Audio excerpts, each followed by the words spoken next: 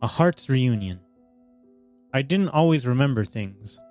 I couldn't remember what the cake for my 5th birthday looked like.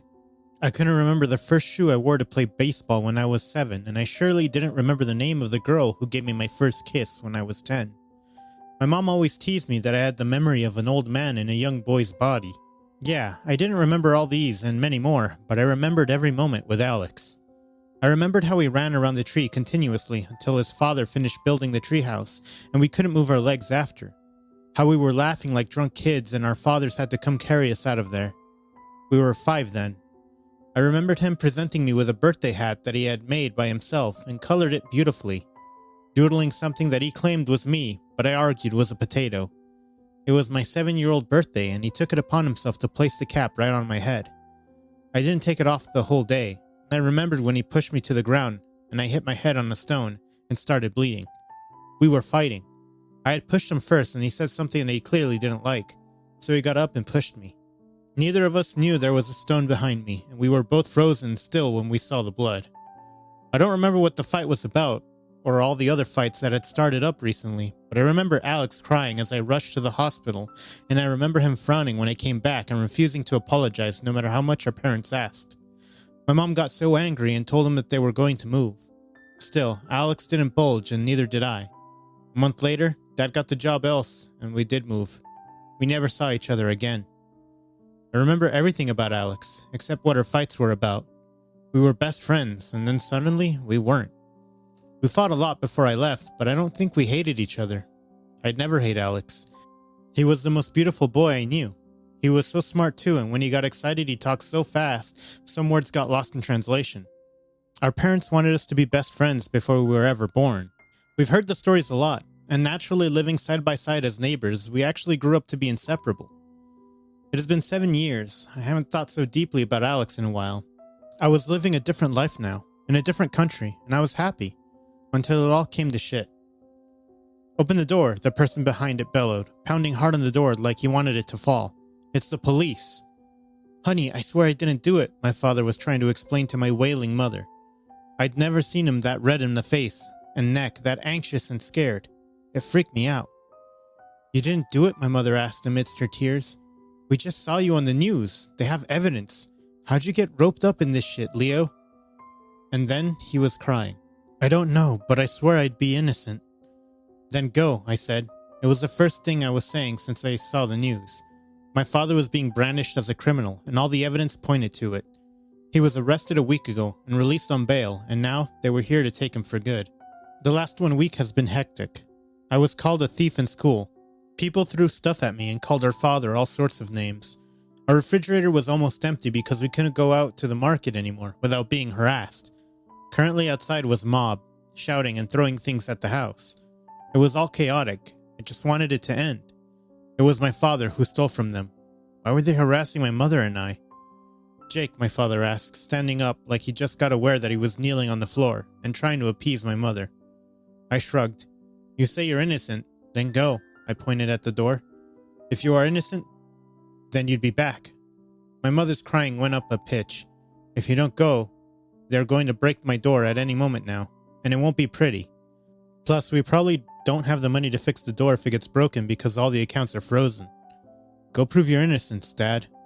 My dad had an organization/company where he apparently helped people save and invest their money. Now the news was saying he didn't invest the money, but instead used it up. People's life saving and hope. My dad apparently spent it on us to live a lavish lifestyle. My dad stayed silent, looking at me, and then he nodded, closed the space between us to hug me, and then he kissed my mother and went to the door. The moment he opened it, the policeman rushed up to him, throwing them both to the ground and struggling, like he wanted my dad to pass out. I could hear my mother and I screaming at the top of our voice for them to let him go, and at the same time it felt like I was frozen still, watching the whole experience. Finally, they put the handcuffs on him and dragged him up. They had cut his head now, and he was bleeding. They didn't even care, just dragged him away and into the car. The mob outside didn't care that my mom and I were crying. They kept throwing dirt at us. I had to drag my mother inside and lock the door. Deep down, I knew I wouldn't see my father again for a long time, and something was telling me that he wasn't innocent. The next week was more horrifying. Things got pretty tough and we were pretty close to starvation. My mom pulled some strings with the last kind friends she had, and we were able to get to the airport and fly out. I had no idea where we were going, and I wasn't in a mood to ask questions. I didn't even recognize the country and the state when we landed, and I only recognized it when we pulled into the street. I was back. I could see Alex's house, still right next to what used to be ours, but it looked like an old couple lived in ours now. Alex's parents must have repainted recently because the house looked shiny. The whole place looked the same. Like I was gone for only 1 day and not 7 years. The cab parked in front of Alex's house, and Alex's mother comes out, wearing a smile in anticipation. She didn't look so different, except her hair, that was once all blonde, was brown with blonde tips. Warmth filled my heart at the sight of her, but my ass stayed rooted in the car.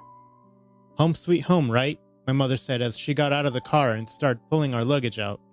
She looked back and I was seated. She then sighed. "Jake, please come out of the car. I don't have time for any drama." "What are we doing here?" I asked, finally getting down. "Where would you rather we go, huh? The moon?" I ignored her sarcasm, but we left when I was 10 for a reason, right? "Honestly, Jake, I don't care. You and Alex would just have to suck it up." "Alex?" The name rang in my head like a bell. As I hugged his mother, got into the house, got introduced to the visitor's room where I and my mother would be staying, saw all the pictures of baby Alex and grown-up Alex looking just as beautiful as ever, even more beautiful. I couldn't wait to see him, and at the same time, I dreaded seeing him. Do we still hate each other? Does he even remember me? He looked bitter. I looked worse. I haven't had a proper meal and proper sleep in weeks. My dull brown eyes were nothing compared to his glowing blue ones in the pictures, and that smile. It's safe to say I was smitten. Were boys even allowed to be this beautiful?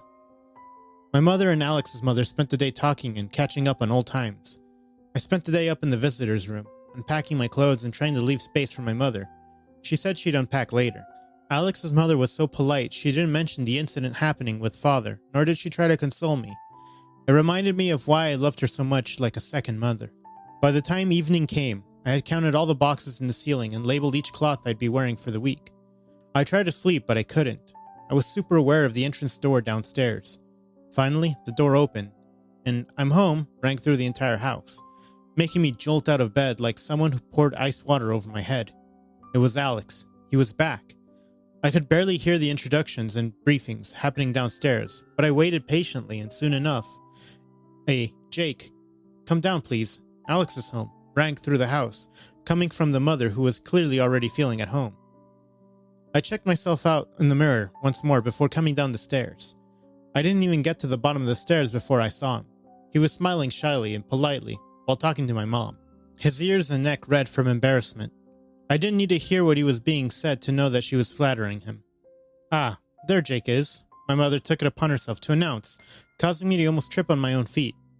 "Look at how tall you boys have gotten." Alex looked up at me, still wearing the smile from his conversation with my mom. Our eyes met and I watched in disbelief as the smile fell off his face. Well, there's no need to wonder then. I guess he still hates me.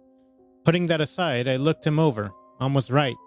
He did look taller, and the pictures didn't do him justice because he looked more beautiful in person. Alex and I stayed silent, looking at each other from head to toe until his mother interrupted with a chuckle. "It's been that long, huh?" Then she and my mother laughed. It would still be polite to say something to each other. "Alex, Jake and his family have truly been through a lot. It's terrible." Alex shrugged. His eyes moved away and returned to mine.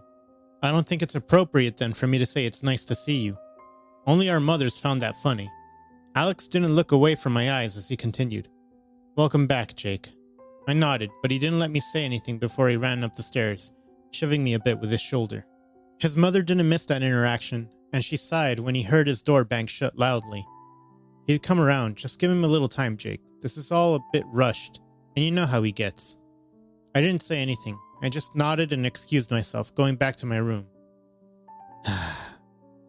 So much for 7 years. I can't remember what exactly we fought about, but I'm guessing Alex does, and if he hates me, then I should hate him too. I shouldn't try to make living here more complicated. I should just stay out of his way, and hopefully, my dad was saying the truth about a situation, and soon my mother and I would be out of here, out of Alex's way. I woke up the next morning to find my mother's bag gone, with a text from her explaining that we both can't stay in the house, because it would be too burdensome, and someone has to go get lawyers for my father and try to raise the cash he would need. She had left me. She had abandoned me here alone in Alex's house. I couldn't believe it. I wanted to pack my bags and follow her immediately. But Alex's mother stopped me. She said a lot of things that were supposed to be comforting, and she said my mother promised to come and take me once everything settles down back home. I got calm and I couldn't help crying in her arms in warm embrace. When we came down, Alex was gone to school. It wasn't surprising, but I couldn't help the feeling of disappointment that took over. I was looking forward to seeing his beautiful face this morning, especially with the turn of events. I hated that we were fighting. Oh, the thought that he hated me. I wish there was a way that I could make it all go away. I wanted to know this grown-up version of him. I wanted to look into his beautiful blue eyes, and I wanted him to tell me that everything was going to be fine. He was the only one I knew in this town. It would be nice to have him on my side and be hated by one less person. I quickly got over the fact that my mom literally ran and left me. At least I pushed it to the back of my mind, because the day was going to be a busy one. Alex's mother assisted me to get registered in school, and I really couldn't believe I was back here. I barely remembered my friends from 7 years ago. As I walked through the towering gates of the school, the weight of my solitude pressed heavily upon my shoulders. I wasn't really interested in making friends, but that was impossible, because the moment everyone saw me, they started pointing and whispering amongst themselves, and I could hear some of them. He's the one whose father stole from all those people. They're criminals. Yeah, my first day and I was already negatively popular. Alas, I was destined to be an outcast, a solitary figure drifting through the sea of bustling students. The first day was a haze of anonymity, as if I was a mere ghost wandering amidst the living. Conversations echoed around me, yet no one directed their words towards me. I didn't even set my eyes on Alex. It was weird, but I had the feeling he knew I was here and was avoiding me. The bullying started. I already had people attacking me online every day, and now in school. Guys moved around, shoving me and hitting me with their shoulders as they passed. The students got more brave to talking shit about me to my face, pointing and even sometimes throwing things. I didn't mind all these. I deserved it. My father was a criminal, and all this time I had been surviving and living off of other people's hard-earned money. Alex was quite popular in school. Everyone seemed to like him, and he had his own group of friends that he hung around with.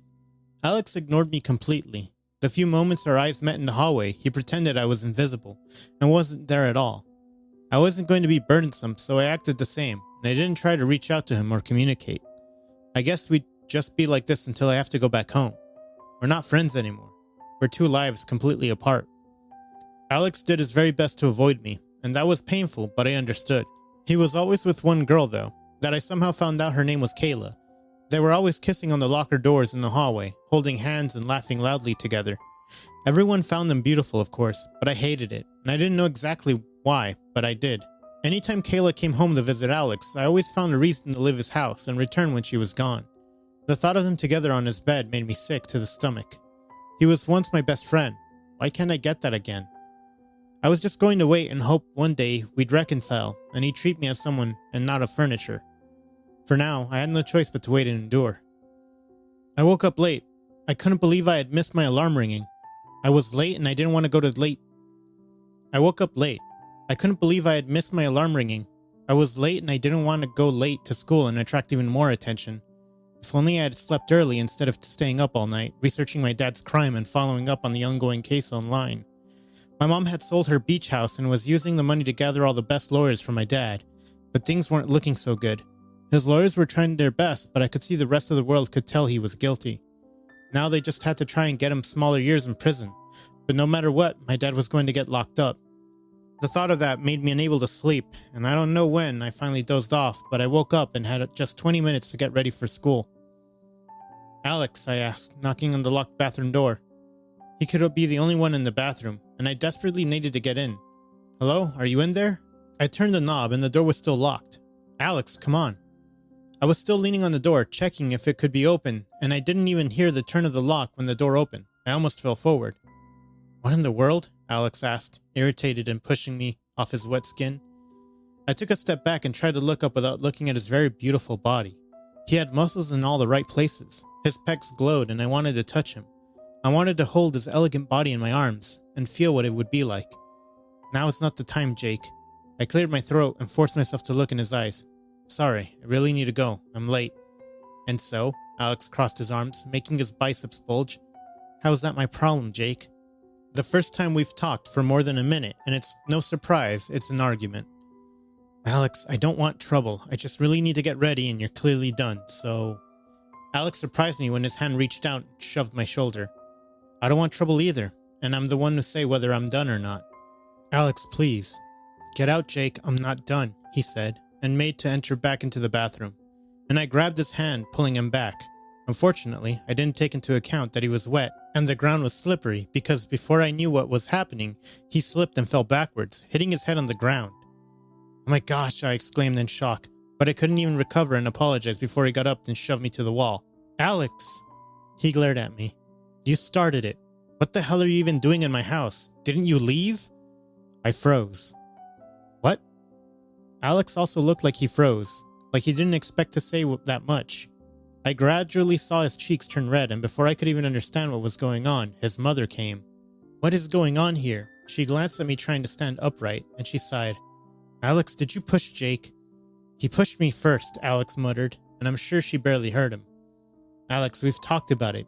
You have to get off your high horse and be more accommodating. I drowned off her voice as she yelled at Alex, and all I could do was stare at him and wonder why he said what he said like that. I left 7 years ago. What did that have to do with now? By the time his mom was done yelling, Alex was glaring daggers at me. His mom apologized, and I finally had the bathroom, but I didn't have the strength to go to school. I just wanted to talk to Alex, but that was definitely not happening. After school, Alex was already gone, so I rushed back home to apologize to him about this morning and maybe finally have a meaningful conversation. Alex, I know you don't. I opened the door myself because I knew it would be pointless knocking, and I really wanted to talk even if he chewed my head off or coming into his room. Only flaw was I didn't expect him to be making out with someone on his bed, instead of playing a game like the sounds coming out of his room suggested. It couldn't be Kayla. I always saw her sliding shoes by the door whenever she was in, and unless Kayla cut her hair and now had a masculine jaw, that was definitely not her. The juice and cupcake I had in my hands wobbled and almost fell at the shocking realization that Alex was making out with a guy. Jake, the hell, Alex screamed, jumping off the guy in record speed. I recognized the boy from school and I hurriedly turned away, sorry, and ran off to my own room. I thought Alex was with Kayla. What's happening? 10 minutes later, I heard the front door open and I guessed the boy left. Another 10 minutes later, Alex knocked on my door. Come in. And that's how humans do it, he sarcastically said, unable to look at me. Sorry, I didn't mean to barge in. Alex ignored me. Don't tell anybody. I nodded. I thought you were with Kayla. He slowly shook his head. We're just hanging out and fooling around, and I can like and make out with anyone I want. Of course, I nodded, trying to hide my own red cheeks. I won't tell. Thanks, he mumbled and quickly left my room. I couldn't stop myself from smiling. Alex was so cute. He liked guys. Somehow the thought of that made me smile. Dad was sentenced to 6 years in prison. The news was all over the internet. He was guilty and no amount of lawyers could ever cover that up. The least they did was help reduce his sentence. Everyone had their eyes on me as I walked, and as if that wasn't enough, some group of guys held me down and gave me a beating, then left me all injured and bleeding. I couldn't go back to Alex's house like this, and I really didn't want to face anyone, so I found my way to my childhood spot close to the quarry. Well, Alex and my childhood spot. We used to come here all the time. I didn't realize how much time had passed, not with me sitting here and thinking about my life and everything happening. Not until I heard footsteps. Jake, I've been looking everywhere for you, Alex said softly, his voice filled with a mixture of worry and relief. We've been looking everywhere for you. When he saw my face, he gasped. What happened? I touched my face and winced. I got beat up. By whom? What did they look like? Alex asked, looking angry, like he was going to avenge me. I shrugged. It doesn't matter. I deserved it. My father's a criminal. Jake, stop it. That's your dad, not you, Alex said, sitting beside. Everyone has been looking for you. It's late, and Mom seems to think you've run away. I humorlessly smiled. I have nowhere to run to. Jake, how did you find me? I asked, cutting him off. I didn't think you'd remember this spot. Alex looked away and around. I always remember the spot. It was our spot. I just knew you'd come here. You haven't changed much from when you were little. Alex looked at me and he couldn't help looking at him too. I felt something pulling me like a magnet to another magnet, and I don't know when he crossed the distance and kissed me. My lips pressed against his and I felt electricity move all throughout my body, getting me all warm and feeling nice. I kiss Alex back, and it's the best few seconds of my life before he pulled away, his wide eyes meeting mine, and then he stood up so quickly I feared he'd fall. We have to go, Alex quickly said. It's getting late and you're confused. Alex, he didn't wait for me to say anything before he ran off. I followed, but I didn't catch up to him. And the moment I reached home, his parents molded me with love, attention, food, and first aid. Alex disappeared off to his room. The tension between Alex and me hung heavy in the air, lingering like an unresolved chord. It had been days since I returned home, attempting to mend the broken pieces of our friendship, but Alex's avoidance made it clear that things couldn't simply go back to how they were. Unable to bear the distance any longer, I sought out Alex, determined to face the awkwardness head on. I found him in his usual spot, alone and lost in his thoughts, taking a deep breath. I approached him, my voice trembling with a mix of nerves and longing. Alex, we need to talk, I said, my words laced with both apprehension and determination. He glanced up, surprise flickering across his face before he averted his gaze. I don't know what there is to talk about, Jake, he replied curtly, his voice tinged with hurt. I swallowed hard, my heart pounding within me. This was my moment to lay everything on the line. I need to apologize, I began, my voice steady but filled with vulnerability. For what? Alex asked. I shrugged. I don't know. Kissing you back? Did I do something wrong? If I crossed the line, then I promise I won't do it again. A mix of relief and disappointment washed over me as the words left my lips. I had confessed my wrongdoing, but I couldn't ignore the feelings that had surfaced with that kiss. The unspoken truth between us hung in the air, begging to be acknowledged. To my surprise, Alex's eyes met mine, a flicker of something unreadable passing through them. Before I could utter another word, he closed the distance between us, his lips capturing mine in a tender and unexpected kiss.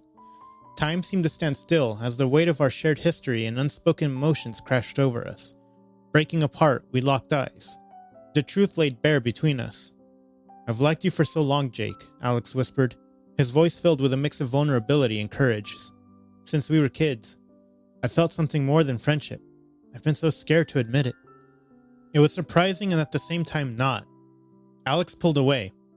I knew I liked you, and I guess part of me thought you liked me too. But you went ahead and kissed Kathy. Who's Kathy? I asked. Your first kiss, Alex shyly revealed, looking away.